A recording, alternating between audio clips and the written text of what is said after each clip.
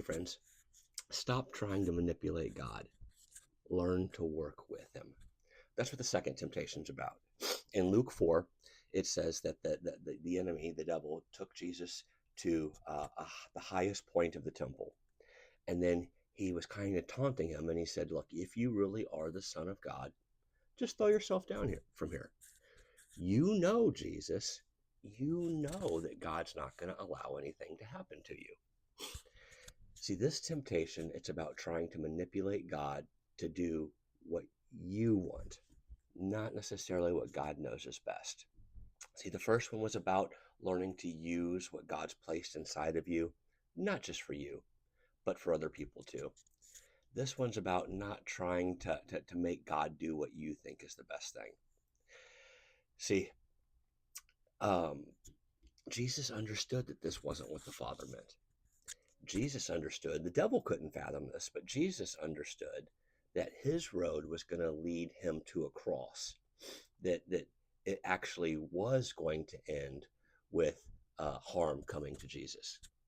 And so I don't know where the devil got that idea, but Jesus, knowing where his plan had to go, he wasn't trying to manipulate God out of anything.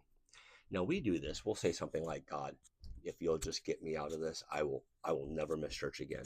I will read my Bible 3 times a day. God, if you can just save my bottom here, right? I will pray 14 times a day.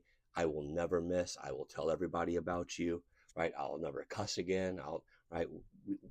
And it's just, I get it.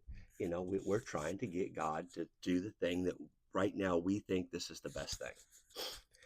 But God never promised us that. We wish that he did, and sometimes we might even think that he did. But God doesn't promise that everything's going to work out for us.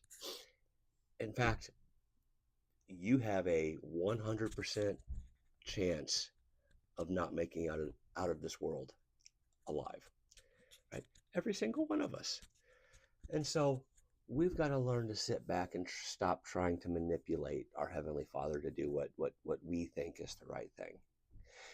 He does promise to work with us as we're trying to navigate life. He's got a better perspective on it. He can see the obstacles that are coming. But I love this little verse, and I think it's Isaiah 118, to where God tells Isaiah, hey, come on, let's reason together. See, we have a Heavenly Father who's trying to work with us. He gave us his Bible. We should learn it, know it, so that we can learn, like as he says, the best way to do life. But we've got to stop manipulating and trying to manipulate him to do what we think's best. We've got to learn to work with him.